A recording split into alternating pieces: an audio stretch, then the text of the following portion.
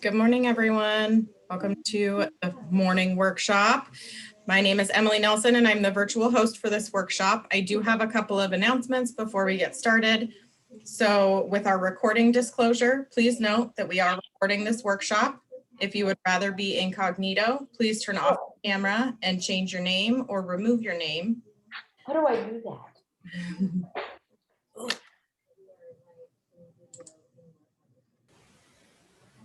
Okay, and then our closed captioning. So you may notice at the top of your screen a red button that says live on Zoom with rev.com. This is our live closed captioning service, and it does not mean that we are live streaming video anywhere publicly.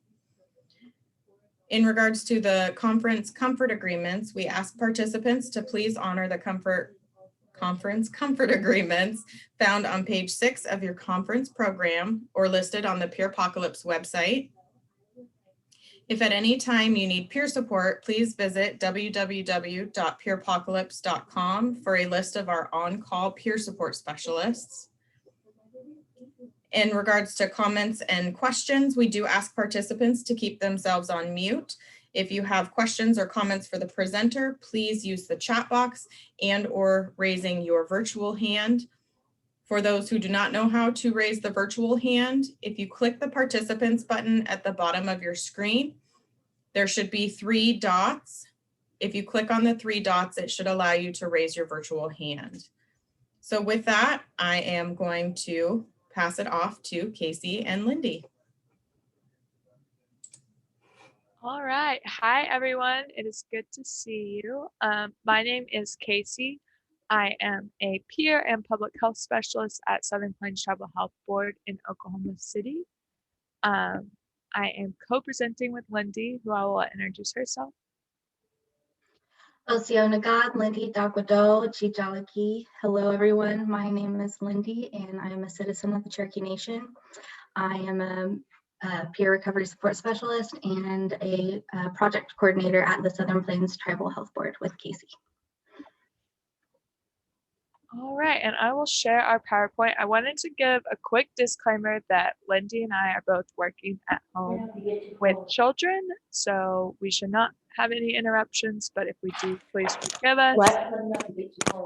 I might take my camera off. I'm probably still here, but just feeding my baby. So, and we welcome any discussion in the chat at any point. Can you guys see my PowerPoint? Yes, okay. It's not on presentation mode. It is not. Okay, sweet. Okay, there we go.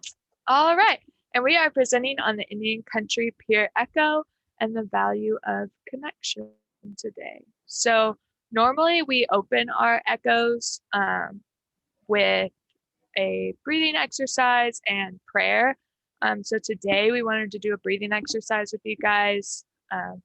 I know you're about to have a busy day of breakout sessions and going back and forth. I'm sure you have meetings, or you might have meetings between this and the conference. So normally I know people only do these things for like a minute, but we really wanted to give you guys space to kind of ground yourself before you get started with the conference today.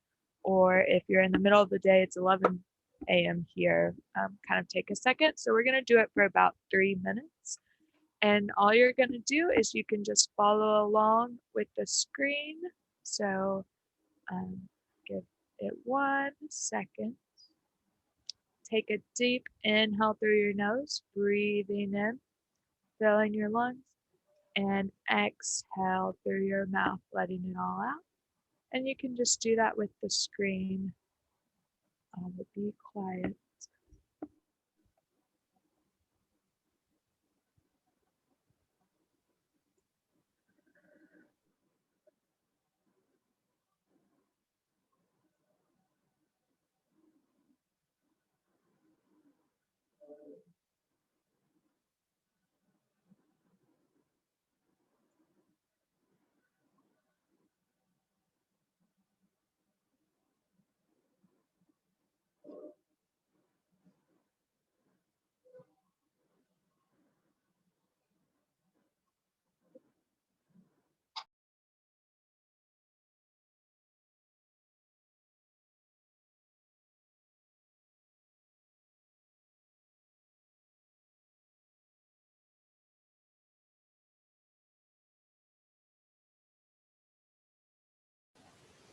Continue breathing with the screen, breathing in through your nose and out through your mouth. As you breathe, you can feel your feet grounded down through the floor, taking time to relax your shoulders away from your ears, relaxing your jaw, and just kind of taking notice of your body and trying to relax any areas of tension. Breathing in through your nose and out through your mouth. You can close your eyes if you like, and I'll just follow your breath.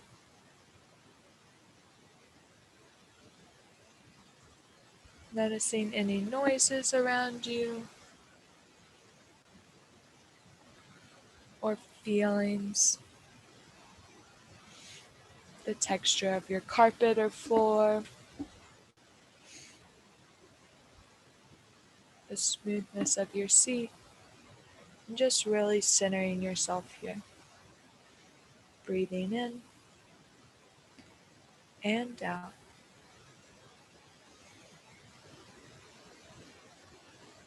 We'll do 3 more breaths here. Breathing in and out. Big inhale. Exhale through the mouth. Inhale. And exhale. If your eyes are closed, feel free to open them and kind of come back to the Peer Apocalypse Conference and this breakout session. Thank you guys for doing that with us. If you found a little bit of stress relief there, try to carry it through the rest of your day and check in with yourself. And we'll get started with the presentation.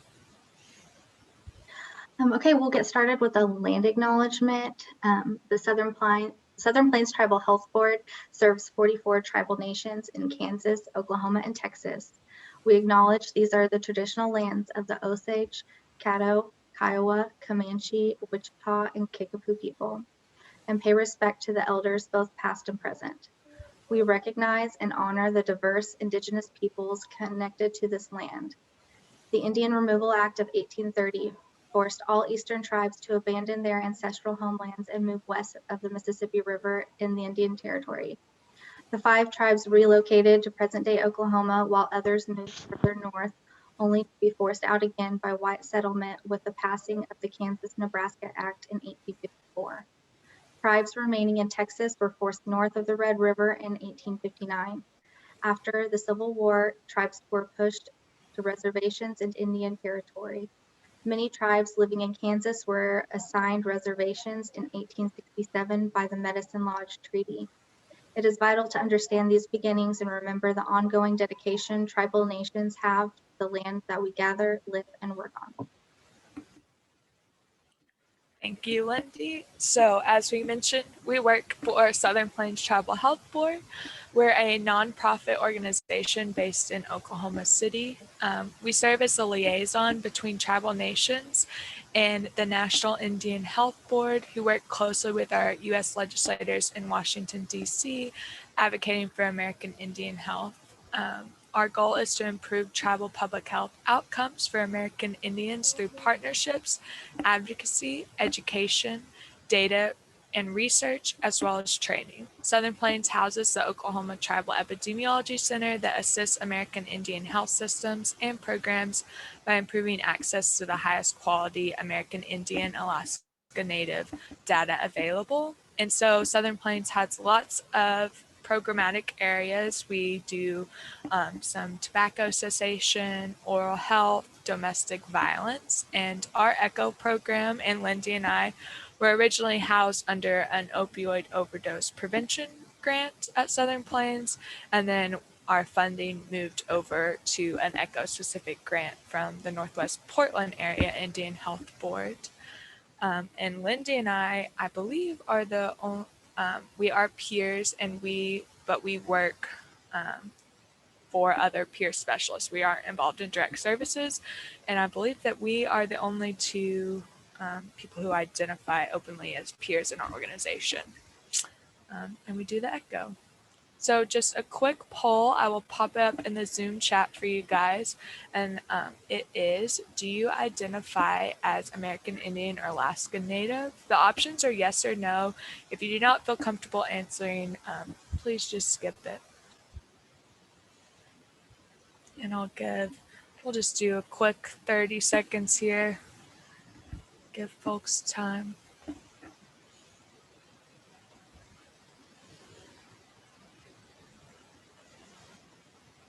10 more seconds.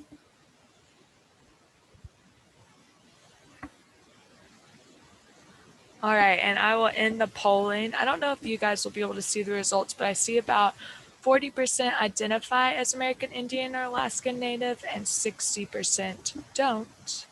Oh, here we go, share results. If you guys can see that. So welcome to everyone. If you answered yes, we would love to know your tribal affiliation and where you're from, where you live. Feel free to share it in the chat. And then we have another question, which is, do you work with tribal communities? And that should, let's see. I think you may have to end this one and then do polling question 2. Okay. I'll just exit out. Okay. I see. This is my second time to use polling, guys, so bear with me a little bit. But there you go, and we'll just give you about 30 seconds to answer that.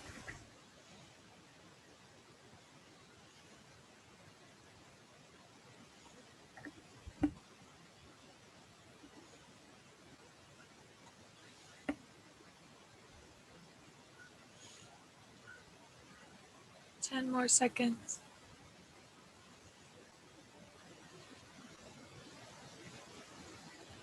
All right, and I will share the results. I see a lot of often and sometimes, and then about a quarter of you said rarely. So, and it's good to have everyone on. We just kind of wanted to know who we were talking to today.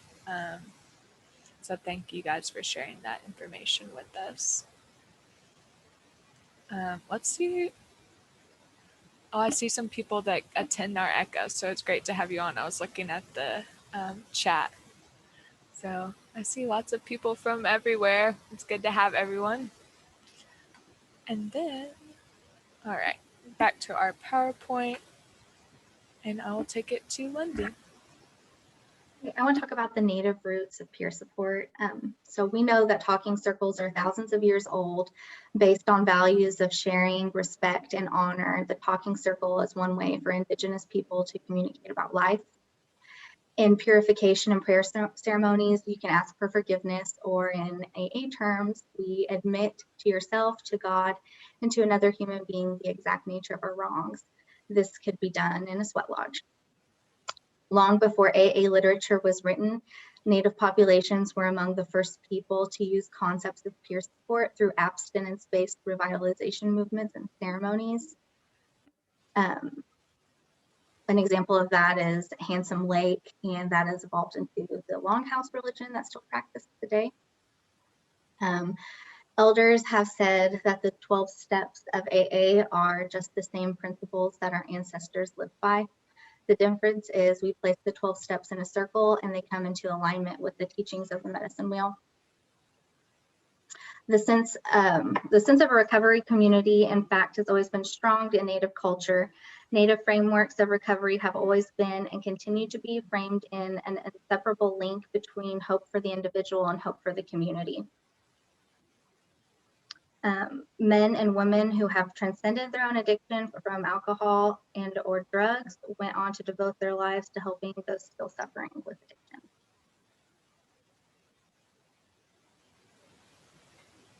Next slide. Peer support has alignments with Native values. Peer support uses their stories as a course of support and empowerment for the people we serve. Storytelling has always been a part of Native culture and healing. Our stories are how we make sense of the world, to teach history, spirituality, cultural beliefs, and life lessons. Recovery also includes the entire community or family as opposed to the individual. The recovery process for American Indian populations is unique. In one longitudinal study, Navajos cited family support, religion, and spirituality as key factors in supporting long-term sobriety. Participation in cultural events, traditional activities, and spiritual practices are protective against alcohol and substance misuse.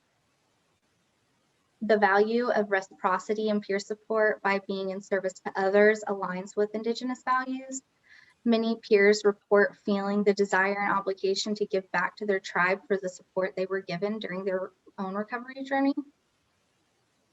A value of respect by honoring the lived experience of peer workers. And spirituality is important because all Native cultures believe in a supreme being and a natural order running the universe. We believe a spiritual person is one who may make mistakes every day, but keeps coming back to Creator. So with that peer work, this is a very Oklahoma-centric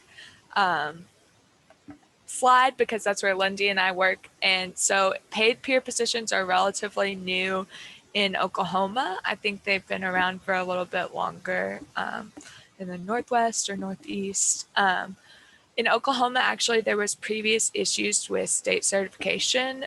So people weren't actually allowed to have to be a certified peer unless they worked for a state certified facility. And lots of tribal facilities just aren't interested in pursuing that certification. They don't need it. They don't want it. That has recently been fixed so that certified peers can work at tribal facilities.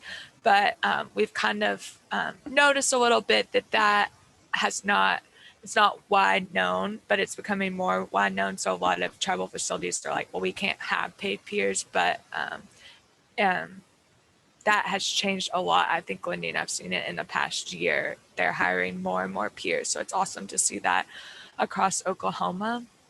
And Southern Plains, under our opioid overdose prevention grant, like I mentioned, we funded the position of 3 peers working with tribes and tribal behavioral health departments.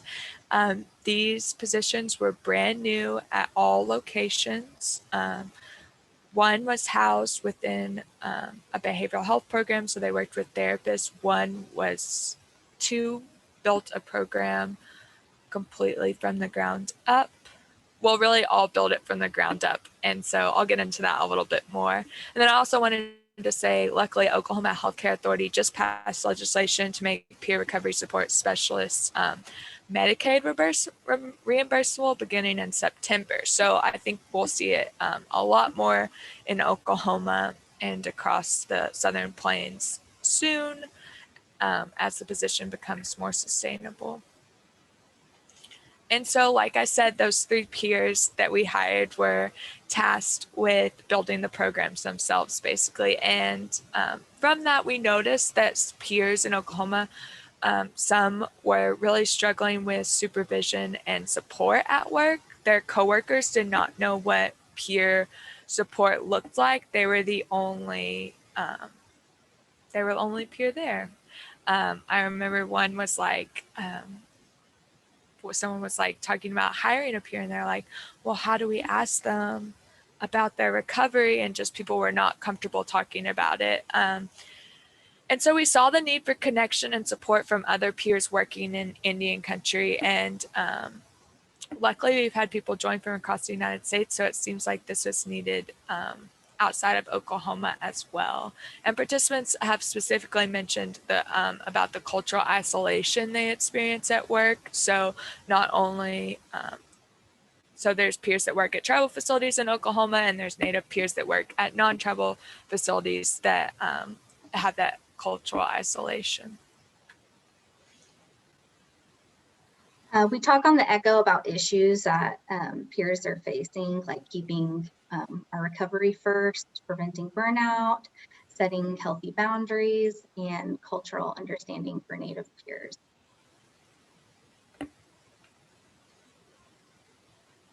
The importance of a culturally relevant program. So culture is prevention and culture is healing. I like what Don Coyas, founder of White Bison Training Institute, says about culture. In the English language, culture means that everybody does it, but it really is a set of principles, laws, and values that is in harmony with the earth. It can be native teachings, it can be the Bible. Culture is going back to the principles, laws, and values so that drinking and drugging isn't something you want to do, because your culture has ways to help you deal with hurt. Historical trauma is something that needs to be discussed because it needs to be part of the conversation when talking about recovery, mental health, and healing for tribal communities, specifically the boarding school era. Historical and intergenerational trauma for Native people dates back to genocide and has transcended across generations. This has affected identity, traditional living, sustainability, and loss of culture that has caused stress, grief, and cultural displacement. As a result of this, many unhealthy habits come out of this trauma as a means to cope and survive the loss. It is important to address the underlying trauma and present healthy skills in order to move forward. One of the barriers in recovery for Native people is a lack of culturally competent providers and specialists. Peer specialists should be mindful of historical trauma, intergenerational trauma, and coping mechanisms. Recognizing these traumas is to begin healing from it and reclaiming traditional cultural practices. In this quote from Indian Country Peer Echo participant Jim Weichel, he describes how engaging in his tribe's culture assists his work in peer support and personal healing. He says, peer support adds an element of personal and cultural connection for clients that perhaps conventional therapy cannot add. Being able to share my own experience of how ancestral culture and language can aid in healing from historical trauma added deeper dimension to my recovery journey.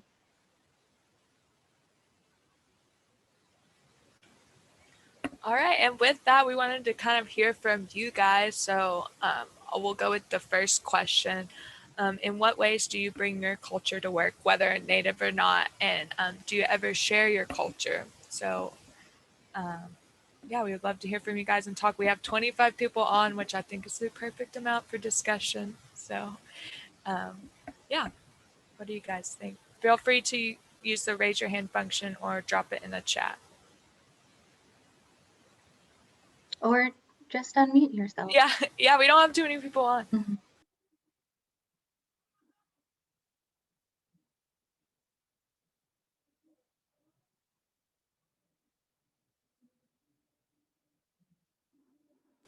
Do you guys have questions about sharing culture? I know we have Echo participants in here. We would love to hear from you guys too. So I do see a hand up. Megan. I'm just gonna jump in and start with, I'm not actually working in peer support. I work in agriculture, which is something that I find like a lot of these concepts of peer support come into also, because people are going through a really big challenge to do the kind of work that we do. But it's really hard. People have a lot more resistance to the idea of, you know, that they can do it. People have resistance to the idea of being able to overcome challenges, and that's been my biggest challenge. But it helps to remember that, you know, it's connected to a bigger culture, that I'm not trying to lift somebody up all on my own. So, yeah. Thanks for sharing, Megan. And I think that's what we found, even like, at least in my own recovery journey too, like small interactions, small sharings, like it may seem small to you, but at least I know people, it was big for me in my recovery journey. They probably don't remember saying it, but I definitely remember. And I think that's something as peers, you all probably know, but sometimes we forget that those small interactions can mean a lot. And it's not always, doesn't always have to be a big hill to climb. And I see Michael's hand up. So yeah, I do your guys' echo with you guys, and I guess it's hard to describe how we kind of bring our culture to work currently, because we can do it in micro doses, which is like encouraging story, like sharing our stories and our medicine wheels. But the real thing is, like, we have issues nowadays with the pandemic era, is a lot of things like sweats and our powwows have actually been put on hold because we're not allowed to have people in such close quarters anymore. So, I mean, that kind of creates a bit of a bind. And as far as connecting with peers from different walks of life, I think that most of us have, like, our reservation has butted up against a regular town. So we had to learn to coexist with people. So really, nobody's excluded from our life, and we share our connections across the board. In fact, our transitional living center houses more than just our Native American folks. We house other people too. So it's really a nice balance in actual life too. Yeah, awesome. Thanks for sharing, Michael. I think that's really important to remember, that it doesn't have to be, that there can be that sharing across to everyone, and that it connects with everyone too. Yeah, thanks for sharing. Let's see, I'll read from the chat. When I work with Laguna Pueblo and with other Pueblo, Apache, and Navajo folks, I was able to connect in many ways, sharing my Polish culture and learning new ways of staying on a healing path. Yeah, thanks for sharing. That's cool too. So we just see sharing the things resonate with people across cultures. That's cool. Carolyn says it's easy to connect with others from different walks of life. We're all the same, but in different cultures and ways of life. And that is very true. Oh, now that you've done Ancestry DNA, I can speak to specific areas of Nordic culture better. That's cool too. Yeah, any other experiences you guys want to share?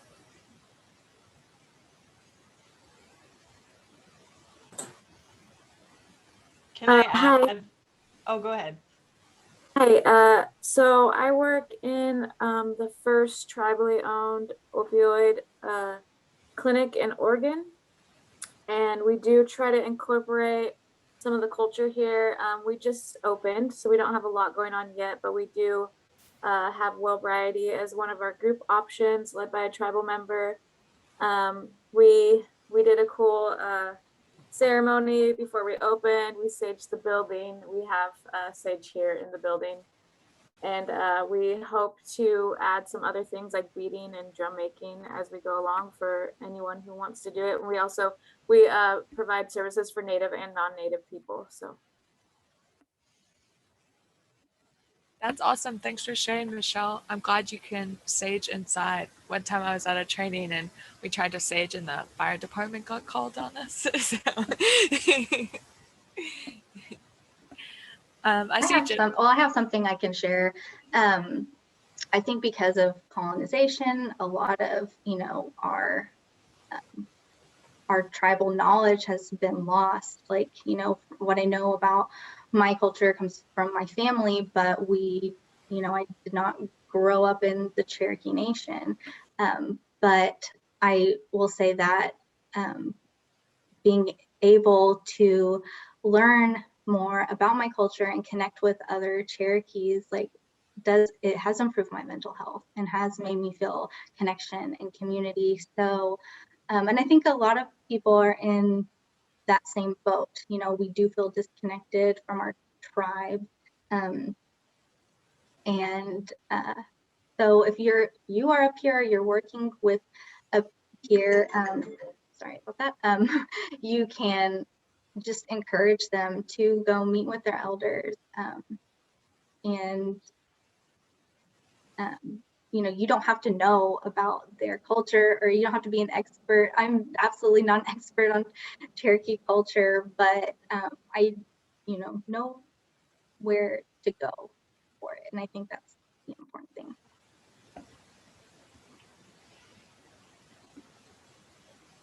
Definitely. And I saw Jennifer say in the chat, it is hard to share my culture at work because of stereotypes and lack of knowledge of my cultures of being Black and Native. And I just wanted to acknowledge that I am sorry that you go through that, Jennifer. And I think that a lot of people empathize with that experience. If anyone else has had a barrier. So this kind of give you guys an example of what we do on the Echo. So then I'm just going to throw it out there. If anyone else experiences that, what's like helped you overcome that? Have you overcome or not overcome? I shouldn't say that, but just handle that. So yeah, feel free to share.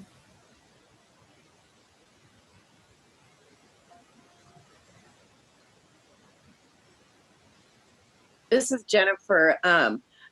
I do have those feelings, but I have actually learned, actually today you helped me because I use storytelling for forever and a day to get my experience across and help others learn how to tell their experience.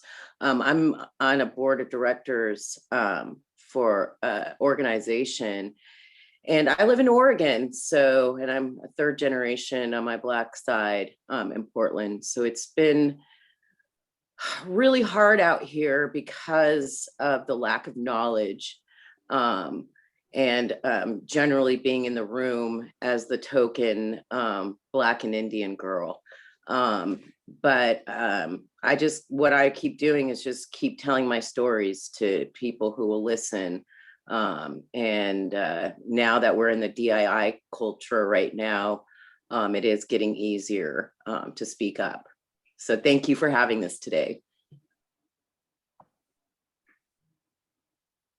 Thank you. And thank you for continuing your storytelling. It's such powerful work.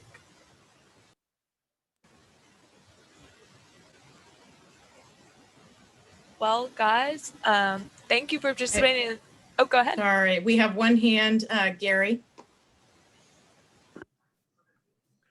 Yeah, hi.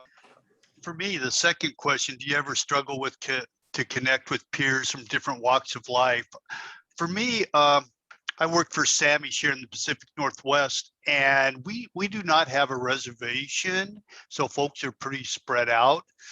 I think before the pandemic, for me personally, I really didn't have struggles connecting with peers because, you could sit down, see them face to face and could, relate and get a feel for it. But since the pandemic, we're online 100%. And, some of them, I can see folks, virtually like what we're doing now. Others it's just on the phone. So, to be able to connect in the same way is pretty difficult, for me. I mean, it's obviously it's adjustment.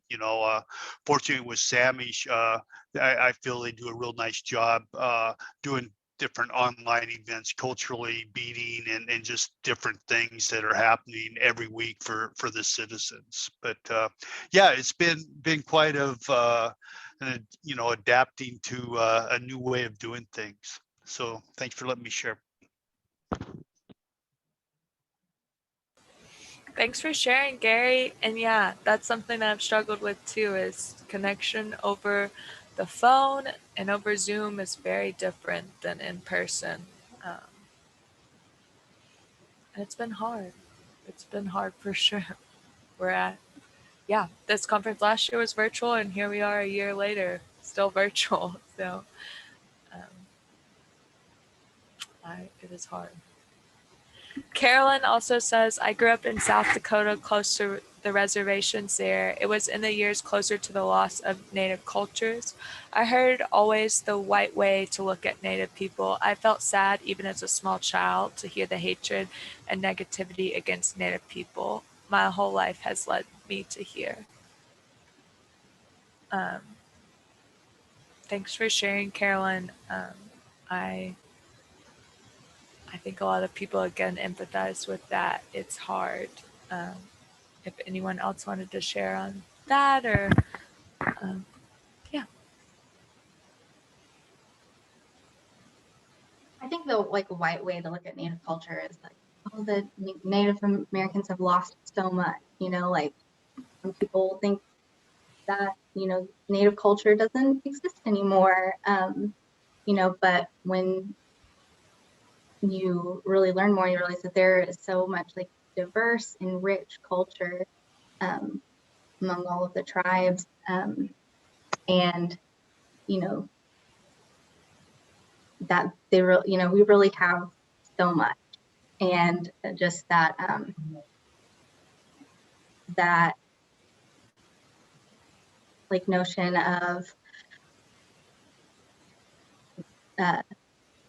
Native people being in the past, I think hurts Native people in the present, and the stereotypes in, popular culture, they only really show like one version of an Indian on TV, and that hurt a lot of us. And so I think a lot of us have struggled with that too. And Michael said, I find that growing up on the reservations gave me more insights into my tribe, but the opioid epidemic made staying connected so much harder. Which I just wanted to remind everyone that, this recovery journey is important work. And I feel you, Michael. It's hard sometimes. But with that, thank you all for sharing your insights and that discussion. We're not done with the presentation, but we are going to take a break. I really appreciate you guys all sharing your experiences and thoughts. And I just want to take one moment to honor that really quickly. I know we'll just all take a breath together, breathe in and breathe out. And we are going to break for 5 minutes, right, Emily? And come back. So 5 minutes, everybody come back, please. And we will continue our presentation. The pot calling the kettle black as my camera's off. So, all right, we will launch into a little bit more about the echo and what it is. I am doing this slide, right? What? Yes. Okay. So the echo is actually a model from the University of New Mexico, which they started it as a model for hepatitis C. Actually, it was a way to train doctors in rural areas how to give specialized hepatitis C care. And it kind of grew there. It's a clinical model. So a lot of different echoes focus on different diseases like HIV, basically anything that you can think of. And then Northwest Portland Area Indian Health Board has a specific Indian Country Echo division, which I believe will drop their website. You guys should definitely check it out. They have tons of cool programs. I really want to start there. They have one on gender affirming care, which I just think is cool. But so our specific echo was started in April 2020. It meets once a month online for a didactic and case presentation. So we do like a short little 10-minute lecture, 10 to 15-minute lecture on different topics. And then we have a case presentation, and a case presentation is where a peer will present on a challenge they've been having, and then they'll receive recommendations and advice from everyone on the echo. We've done didactic presentations on decolonizing mental health services, resources for houseless individuals, and integrating culture into peer recovery support. And I touched on the case presentation a little bit. It's the longest part of the echo and my favorite part. And it's really kind of peer support for peers about professional challenges that they're having. And then the faculty provides recommendations. Like I said, our faculty are wonderful. They absolutely make the echo what it is. We have Deborah Buffalo Boy, and she is the peer consultant for Northwest Portland Area Indian Health Board. Jessica Carroll, who is the director at Pathway Home Peer Delivered Services, and she works with a lot of you folks at MACBO. I always mess up. I know I should know how to say it, but MHAAO. Yes, okay. And then there's also Donica Brown, who's the Director of Behavioral Health at Northwest Portland Area Indian Health Board, and they are all also peers, so peer-led. And then, like I said, it's different from other echoes. It's way less clinical. We normally start with either some kind of breathing exercise or prayer, and we close in prayer. Our lovely participants also make the echo what it is. Tons of discussion with them and wisdom. Yeah, it's just, and then we also have the office hours that it's just an open discussion. So kind of more talking circle style a lot of months. Sometimes we'll have a specific discussion question, kind of like we just did. That was kind of a good example of our office hours. Most of the time a participant will bring up a topic and it'll kind of snowball from there. And it's just an additional space for connection for the peers.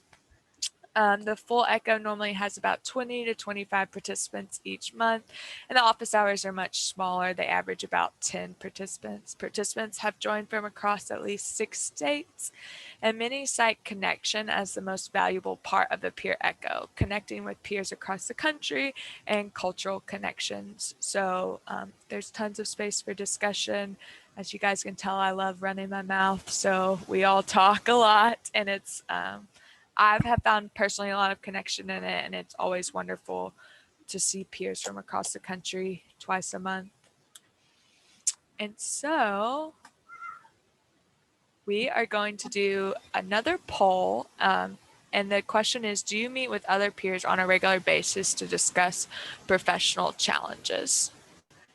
And let's see if I can do this. Here we go. And we'll give about 30 seconds.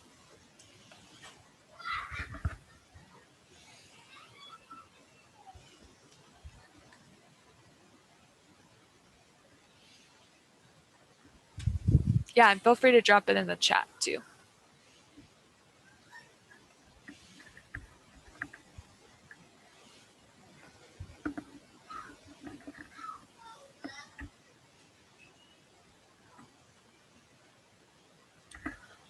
All right, I see about 80% say yes, which is wonderful, and then 20% say no. And I know that that is hard to not kind of. So with that, just thinking about those poll results in mind, we will start another discussion, and that is, do you find value in discussing professional challenges with other peers? So kind of sharing you guys' experience with it, ways that you do it. So if we have 20% of people that don't get to do that, how have you, from the 80% that do, how have you, what ways do you do it? How have you made it work for you? Advice. And I'm going to stop the screen share so you guys can see each other's faces. Someone recommended that. And then whenever we're done with this discussion question, we will, I'll share the PowerPoint again. But yeah, so do you find value in discussing professional challenges with other peers? I'll go ahead and share. I think it's extremely valuable, at least from my experience, because our role as peers is so different from other, helping roles. And so being able to get feedback or strategies, from other people that have worked in the field can be really helpful when we're feeling stuck or, not knowing how to navigate that challenge. So I found it really valuable.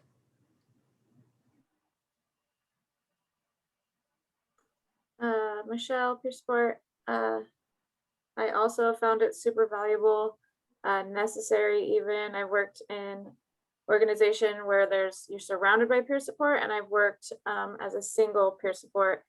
And when I was by myself, I looked for resources and meetings to meet with other peers, because you kind of, I felt like I was losing confidence in my own abilities, and just connecting with others, not only for advice and resources, but kind of positive affirmations in the job that we do. Right now I'm in it's a Certified Recovery Mentor Facebook network. And if anyone is interested in joining it, shoot me your name and a private message and I can add you to it, because it's just connection, or it's just like some small little detail that you don't know and you put out to a bunch of peers and you get an answer back, and it's just like a beautiful network.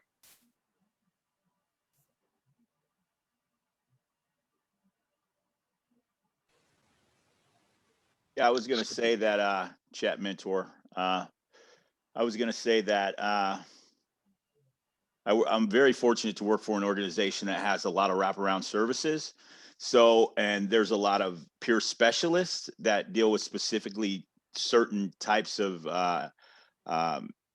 vulnerable populations as far as mental health, severe homeless, criminal, chemically addicted, all these different specialties, right?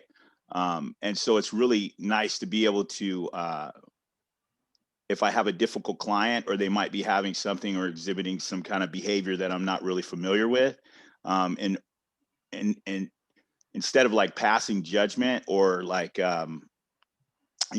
stereotyping them, I can reach out to my community and ask them for, maybe their insight, or I could tell them what the symptoms are, or, those types of things. So it's a wonderful way of networking, being able to talk to other people and get different points of view that specialize in, areas that I definitely am not qualified to draw a conclusion in.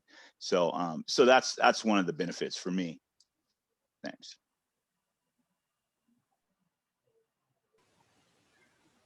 Thank you guys for sharing. And that's what I think, yeah, we found on the Echo, is that there's no one understands like other peers understand, and they can help you workshop from different areas, from their different areas of specialties, or working in the same specialty. There's just such power in that peer-to-peer support, and that's really what we wanted to reiterate today in our presentation, is how important it is for peers. A lot. So yeah, just continue sharing. So I see some people say like that their work offers, it says the MHAAO has a weekly group which peer support for peer specialists. It is open to everyone. Check out their website. There's lots of another virtual group looks like it was shared. The Facebook group, join all those resources. We'll give the Echo link to connect also. It says they do a monthly meeting with all the peers, and it helps keep your mindset positive and remember to take care of yourself and share resources. Yeah, and I think that's so important. If anyone wants to share, if you don't get a space to connect with other peers, we would love to help you brainstorm on ways to connect. And I was going to mention, in the case presentations, they really vary from maybe like a case about a specific client that other peers can chime in on. Maybe they had a similar situation, but they also can be about like your peer position, maybe like misunderstandings in the workplace, not seeing eye to eye with mental health providers, it's a wide, variety of case presentations that we get. We, address things like burnout. So it's a really great way to share knowledge and experiences.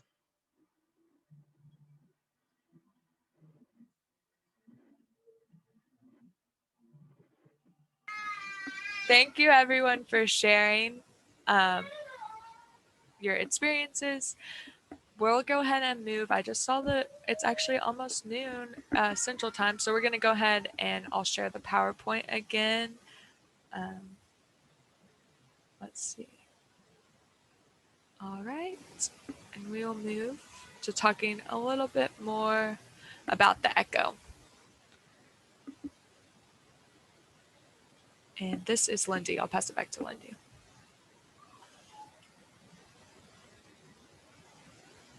The didactic schedule is developed through surveys and conversations with peers.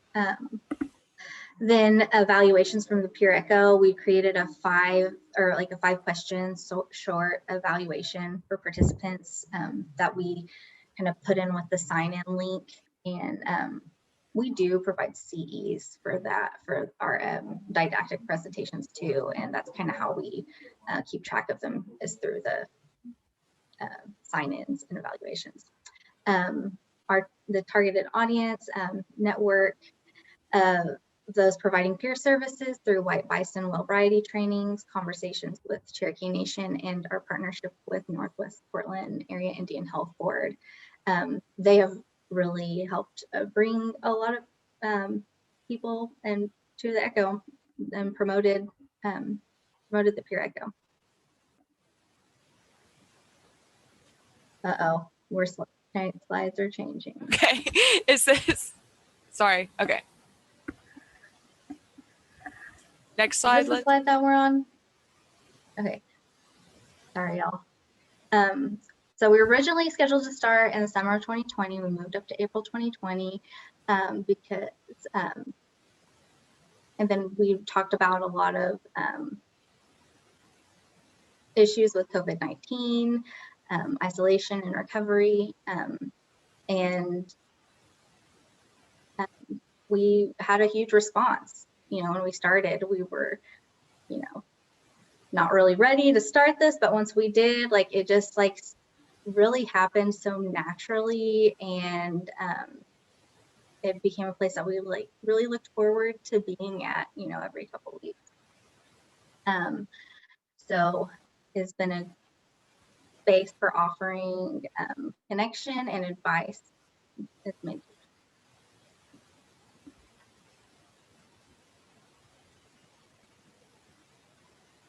So culture is integrated naturally into the Echo at every level, with the faculty participants, didactic schedules, and case studies. We have some really wise faculty members who just give great, just great expert advice.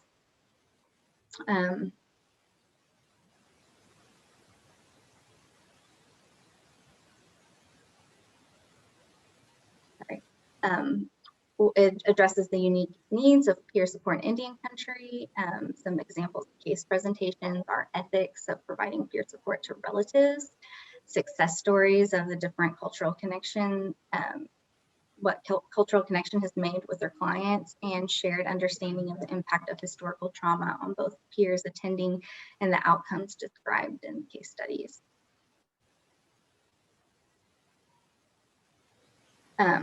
The Echo provides mentorship and support through case studies, faculty recommendations, and feedback from peers working in Indian country. The Peer Echo has been a space where peers can share their culture and traditions, speak their language, and engage in storytelling. At its core, peer support is relationship focused, recovery oriented, trauma informed, and mutual. And the Peer Echo has evolved into a trusted space which people share their stories and validate others' struggles at work and in recovery. It creates a more confident peer and a strong recovery network, and helps provide quality peer services in Indian country.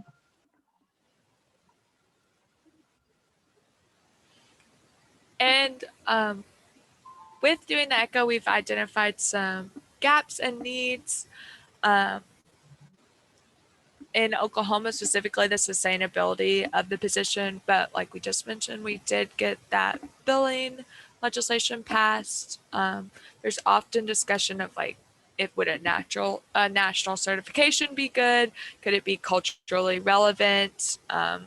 You know, pan-Indian approaches isn't always the best. You know, the more specific you can be, the better. Go ahead. Yeah, and I have something to throw in on that. So we at Southern Plains, we were working on developing a Native specific peer training curriculum, and we adapted the state curriculum, and we're almost finished that, but we kind of ran into a roadblock because with this new legislation that passed, we could get or, billing for peers, but that's only the state certification.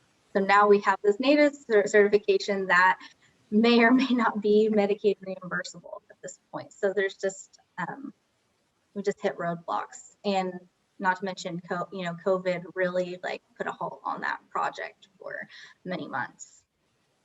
When peer support was needed the most. Definitely.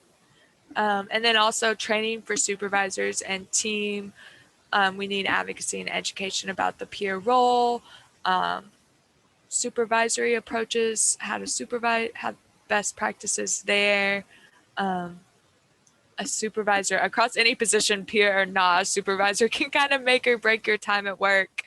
And I think we need well-trained, well-educated supervisors, preferably peer supervisors supervising peers. And then collaboration, we also need collaboration across treatment teams and community resources. Like I said, it's a new position in Oklahoma, so really integrating that peer role into our existing treatment approaches. And then also, we need resources for peers clients. I just want to say this, housing is continually mentioned on the ECHO and family support services.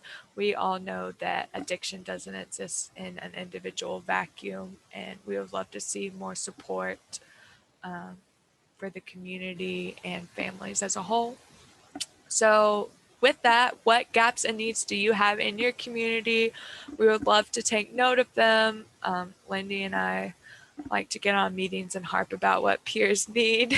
So if you guys have anything you want to share, any experiences, we're getting towards the end here, so we have plenty of time for discussion. I'll stop our PowerPoint sharing so we can see each other.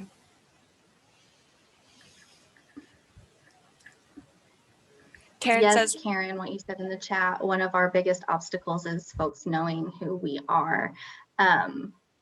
In my personal experience, I was not aware of peer services, in the early days of my recovery. And that's why I'm so passionate about it now, is because I really think that, they're so helpful. And I was getting peer services like unofficially, like once I actually learned what the peer role does, I'm like, what kind of been doing this, among me and my, friends and my peers in recovery. And so to know that this is a position where you can use your lived experience is really, it's really amazing. And I hope that in Oklahoma, we're able to kind of get the word out more, especially in tribes. But I just know, like, in kind of my recovery community, like, nobody talked about peer services. So. Yeah, and with that, Lyndi, that got me thinking too. I've noticed, for peers, they weren't certified peers in my recovery journey, but my peers were hugely important. And I think peers sometimes struggle with the idea of the paid position, or not feeling qualified for that, or not wanting to get paid for the work that they do. And we need those people so much, and it's difficult. I don't know. It's hard you just want to shake them and be like, you can do it. You're amazing. Please be a paid peer or a volunteer peer, or just some, and just advocating for that. What else do you guys have? Gaps or needs? Emily said knowing what we do and do not as part of our role. I've heard, people trying to get peers to do secretary work, or, things like that. I think, one of the issues I have is, how do I say this? I'm on disability. And so because of my mental health issues, I can't just go work a 9-to-5 position.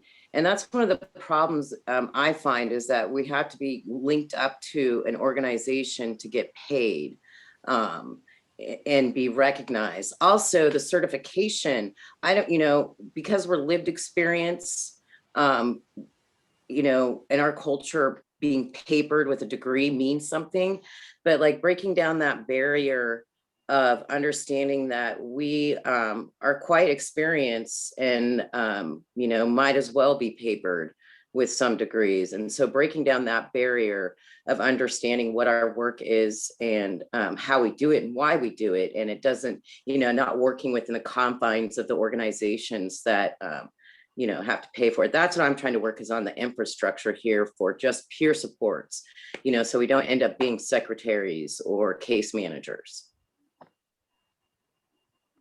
Thank you.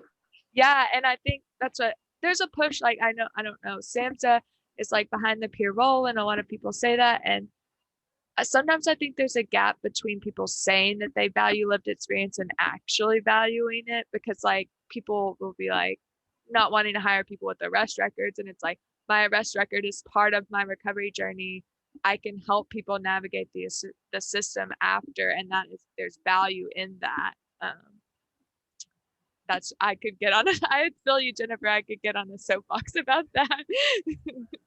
And like you said, the 9 to 5 and just advocating. I think peer supervisors are a huge step we can take. And yeah, the peer role does not have to look like our 9 to 5. You know, we don't need recovery support only from 9 to 5. I wanted to say a couple things. I agree totally with what everyone is saying so far, and it really resonates with me. In the many years that I've worked as a substance use counselor, over 35 years and over 40 in recovery, as a substance abuse counselor, we weren't allowed to be or have a role like a peer mentor. And all of a sudden, in recent years, that phrase came into being, and I thought, and it kind of gave me a feeling of, well, finally, it's allowed, it's happening, it's encouraged, and it's probably the best thing that's happened to anybody in recovery and people who work in the field and who don't. I work in an organization where we have peers that they don't do secretarial stuff. They work with clients. They work with other peers, and I am so fortunate to work for Barry First Step in Oregon. And so this has been an awesome workshop. Thank you so much, and thank you for sharing. Yeah, and I think it's changing. I think that yeah, more and more of us organizations are changing, and I don't mean to harp on the negative. There's a lot of positive experiences too. So we do have a question in the chat. It is ECHO feeling any system pressures to conform to the medical model system in any way? And if so, how is that going? So I'll answer a bit of this and then I'll switch to Lyndi, because Lyndi has to do all our annual reports and stuff. But I will say, since we're under now, the ECHO's under the Indian country ECHO specifically, I don't know if they take a lot of the brunt of that for us, but we do not have any pressure from Indian country ECHO at Northwest Portland area that I can see. They actually are really supportive of our ECHO. And I think that they really recognize that, you know, we mentioned that our ECHO is different from other ECHOs. You know, before we started our ECHO, I was attending the substance use disorder ECHO, and that was so much more clinical. You know, you have physicians and, you know, there were peers on the call, but it was very clinical. And, you know, when we were starting our ECHO, we created a case form, kind of tweaked it from the like substance use disorder one, and it's very clinical, lots of boxes to fill in. And we've recently revised that to a more like open-ended storytelling format to make it, you know, like seem less clinical. And I think, like, you know, when you're a peer and you're busy and you have this like form with all of these spaces, like it can be like overwhelming and you might not want to do it. So, you know, we are trying to, like, you know, cater to that and cater to more a culturally appropriate way to present these cases. And so I think that we'll continue to kind of work on that and, you know, make it more and more appropriate for our echo. But yeah, we've just gotten lots of, you know, praise from the folks at Northwest Portland Indian Health Board about our echo, and just recognizing that it is different than the others. And it's kind of, I think it's shown that the echo can be used for more than just clinical cases.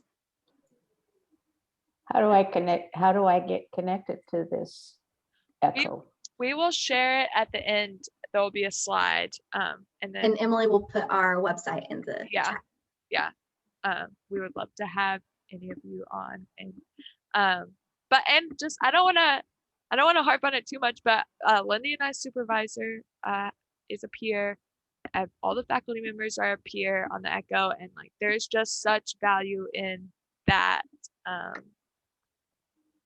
that peer supervision, I think, and like 4 peers, 5 peers, just like peer apocalypse. So that helps, and we're grateful to be in that position, and I know not everyone is. I think probably the most powerful thing, we're actually going to share a few quotes in a minute, if you do have pushback from someone wanting you to be clinical, is if you can get like quotes or just people, just that power in storytelling and people pushing back and be like, no, it's really helpful for me this way, or and like our office hours don't have very many people, but I think, you know, we can argue that that's like a good thing. You know, it's not a waste of the grant funding or anything like that. Just for time's sake, we'll go ahead. I'll share the screen again. Lyndi is gonna take it away with our PowerPoint.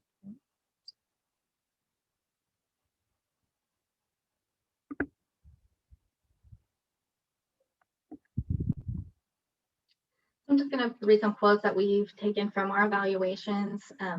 Networking and gaining insight from my peers around Turtle Island being one the valuable thing about the peer echo. Having others supportive and genuine peer professionals is imperative to my self-care. Self-care is a big topic on our echo. You know, I think we always need to be reminded to take care of ourselves as peers, as we're, you know, always caring for others. And I love the different presentations and case studies. Sometimes I get lost and my flame gets dim, but coming to the echo always helps me get back on track. Great support and information.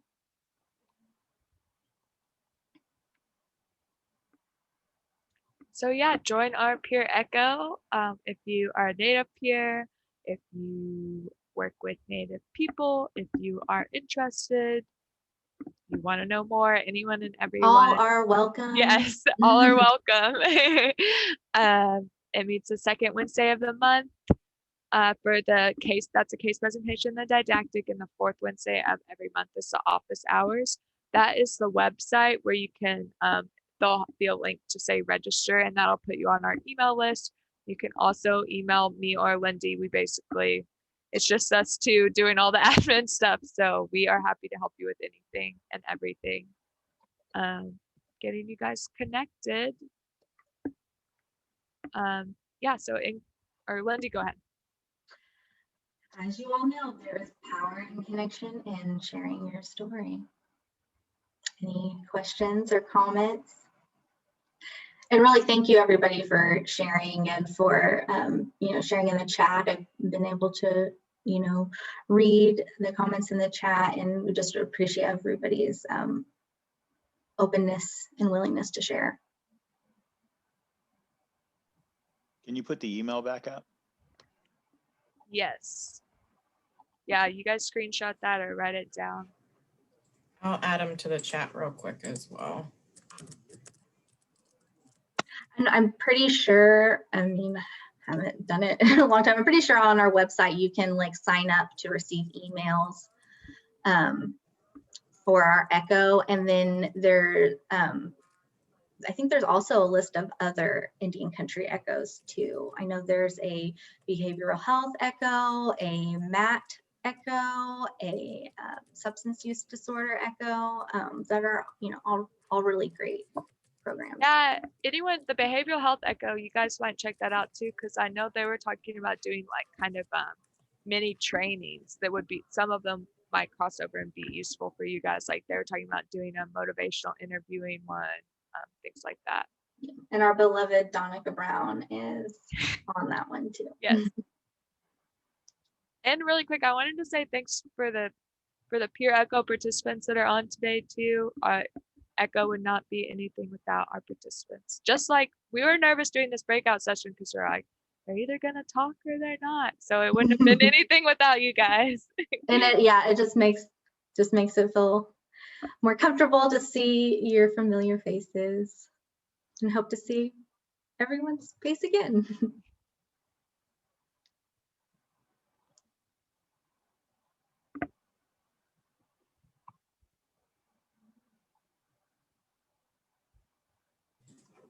And I did add the website again in the chat box, as well as the email contact information. Thank you, Emily.